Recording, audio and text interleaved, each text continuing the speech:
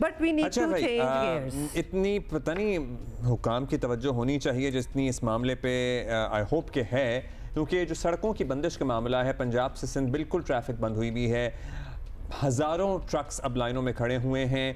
कल ज़रा आम आदमी को और तकलीफ़ का एहसास तब होता है जब वो चीज़ें जो दुकानों पे इजीली मिल जाया करती थी वो ना मिल रही हों।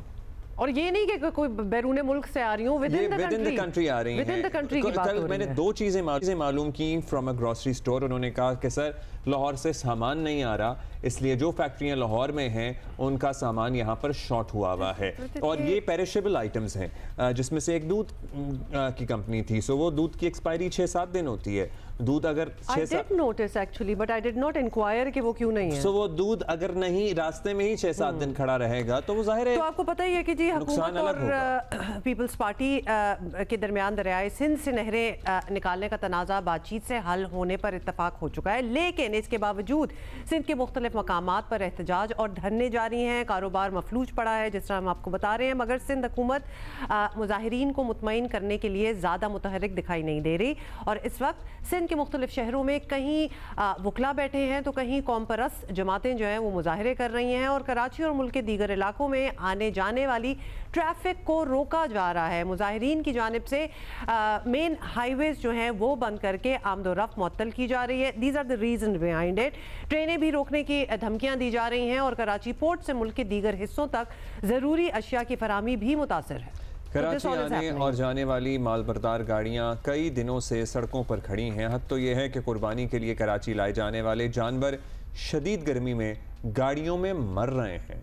देहरकी में कल मुजाहिरीन ने यूरिया खाद से भरे ट्रेलर को रोक दिया जो पंजाब जा रहे थे। मुजाहिरों और धरनों के बायस मुसाफिरों को भी शदीद परेशानी का ये जानवरों वाला तो बहुत ही ट्रेजेडी है और इसका खमियाजा भी हमें भुगतना पड़ेगा जब अभी बकरा ईद आएगी। मतलब व्हाट इज गोइंग ऑन। अच्छा, अवाम का क्या कहना है, पहले तो ये सुने।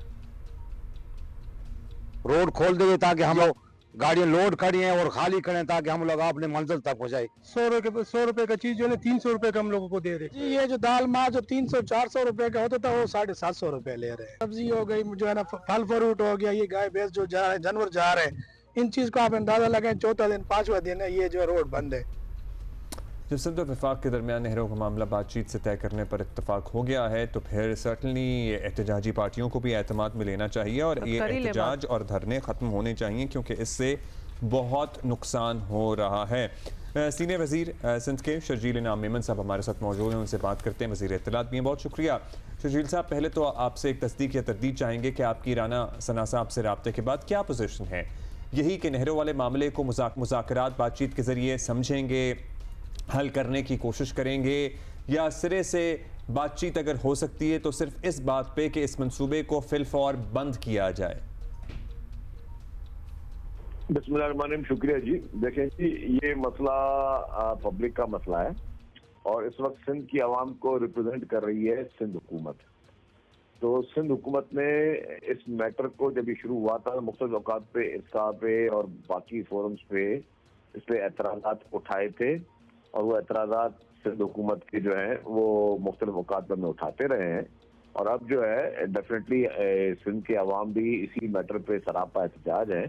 तो पीपल्स पार्टी ने ये का पहले दिन से ये स्टांस बहुत क्लियर है कि जब तक पब्लिक की किसी चीज़ में ग्रीवेंस हो, अगर एक आपका सूबा पूरा जो है एक प्रोजेक्ट के खिलाफ है तो उस प्रोजेक्ट पर काम नहीं होना चाहिए।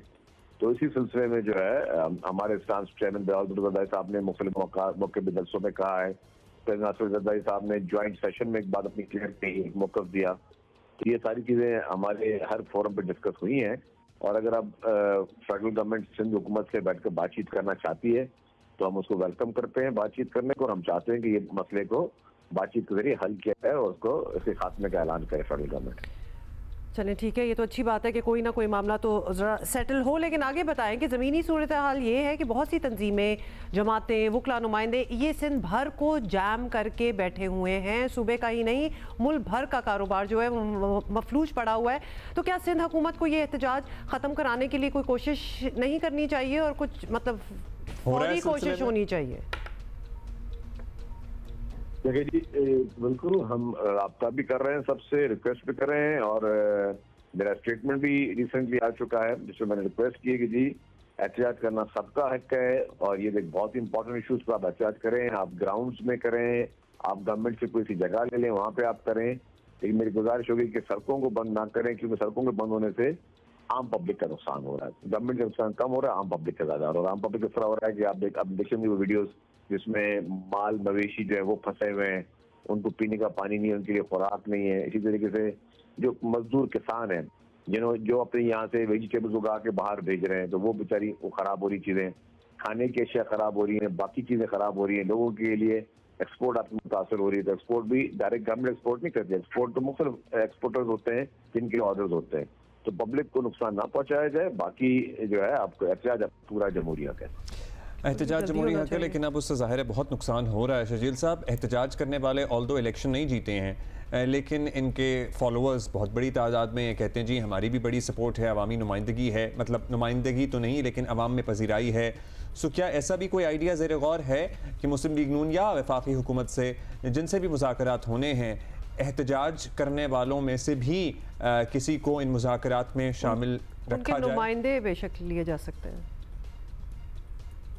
देखिए जी, एहतजाज तो हर एक का हक है ना, और हमने अभी ये मैंने आपको बताया कि गवर्नमेंट टू गवर्नमेंट बेसिस पे होंगे मुज़ाकरात जब भी होने हैं।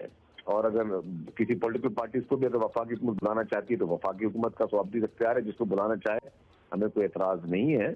और हम इस वक्त जैसे मैंने कहा कि डेफिनेटली इलेक्शन के बाद पीपल्स पार्टी की बहुत बड़ी मेजॉरिटी, और पीपल्स पार्टी हर हाल में सिंध का मुकदमा हर फोरम पर लड़ेगी, और पीपल्स पार्टी किसी भी सूरत में सिंध के किसी भी जो है वो जायज हक के से जो है दस्तबरदार नहीं होगी।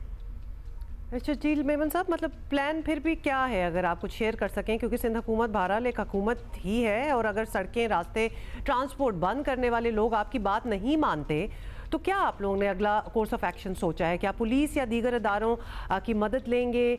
What options do you have? रास्ते खुलवाएंगे? देखिए, हमारी कोशिश है कि हम बातचीत से मसाइल का हल करें, और बातचीत ही सबसे बेहतर तरीका है। तो मैं फ्यूचर की प्रेडिक्शन अभी कुछ नहीं कर सकता, लेकिन ये यस, हम चाहते हैं कि आम लोगों की जिंदगी जो है, मतलब बीमार लोग होते हैं, लोग जो है एक जगह से दूसरी जगह जा रहे हैं, लोगों की कमिटमेंट होती है, लोगों की फैमिली एंगेजमेंट होती है, बहुत सारे इशूज हैं, सामान की तकसीम होती है। तो उसके लिए आप बेस्ट बिल्कुल एहतजाज करें, आपको जो करना है वो चीजें करें, लेकिन आप ट्रेन के ट्रैक्स को, सड़कों को, इसको डिस्टर्ब ना करें। शुक्रिया। चलिए, बहुत शुक्रिया। और अगर बातचीत से ही, सबसे बेहतरीन बात तो ये है कि बातचीत से हल हो जाए मामला, लेकिन हो जाए, क्योंकि ऑलरेडी काफ़ी देर जो है वो हो चुकी है।